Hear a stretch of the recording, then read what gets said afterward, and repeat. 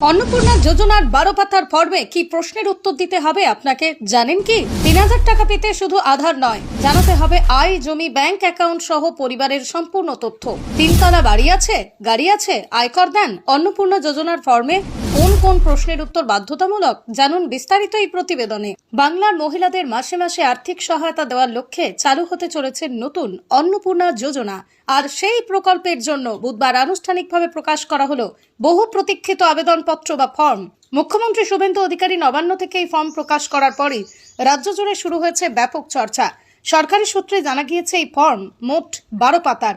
আর সেখানে আবেদনকারীদের শুধু নাম ঠিকানাই নয়, দিতে হবে পরিবারের আর্থিক, সামাজিক, নাগরিকত্ব সংক্রান্ত একাধিক গুরুত্বপূর্ণ তথ্য। ফর্ম অনুযায়ী আবেদনকারীকে প্রথমেই জানাতে হবে পরিবারের প্রধানের নাম, জন্ম তারিখ, আধার নম্বর, রেশন কার্ডের তথ্য, ঠিকানা, মোবাইল নম্বর। শুধু তাই নয়, পরিবারের প্রতিটা সদস্যের নাম, আধার নম্বর, আবেদনকারীর সঙ্গে সম্পর্ক, এমনকি তাদের শিক্ষাগত যোগ্যতা পর্যন্ত উল্লেখ করতে হবে। এছাড়াও পরিবারের সদস্যদের bank account number, IFSC code, voter card নম্বর, কোন বিধানসভা এলাকার ভোটার সেই তথ্যও চাওয়া হয়েছে। কারোর স্বাস্থ্য বীমা আছে কিনা, কেউ চাকরি করেন কিনা, পরিবারের মোট বার্ষিক আয় কত, সবকিছুর বিস্তারিত তথ্য দিতে হবে আবেদনকারীদের। জিন, ঘরবন্ধ, প্রেমে ব্যর্থ, বশীকরণ, বিচ্ছেদ, চাকরি, বিবাহ, ব্যবসা সহ সমস্ত সমস্যা সমাধানের জন্য যোগাযোগ করুন জাকারিয়া সাহেবের তদবিরখানায়। যোগাযোগ নম্বর 9635448476। যেমন পরিবারের কারো 4 চাকা গাড়ি আছে কিনা, বাড়িতে 3টির বেশি পাকা ঘর আছে কিনা, এমনকি পরিবারের কোনো সদস্য জনপ্রতিনিধি বা পেনশনভোগী কিনা সেটাও জানতে চাওয়া হয়েছে।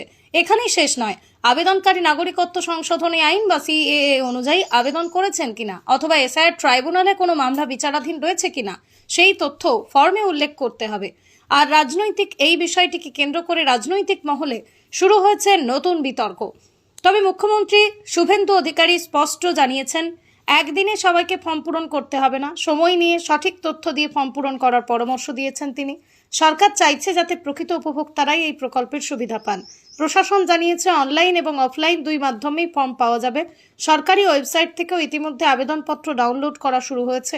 পাশাপাশি বিভিন্ন প্রশাসনিক শিবির, সরকারি ক্যাম্প থেকেও ফর্ম সংগ্রহ করা যাবে। রাজনৈতিক বিশ্লেষকদের মতে অন্নপূর্ণা যোজনা শুধু একটা আর্থিক সহায়তা প্রকল্প নয়, বরং 2026 পরবর্তী বাংলার নতুন রাজনৈতিক সমীকরণও এটি বড় ভূমিকা নিতে চলেছে।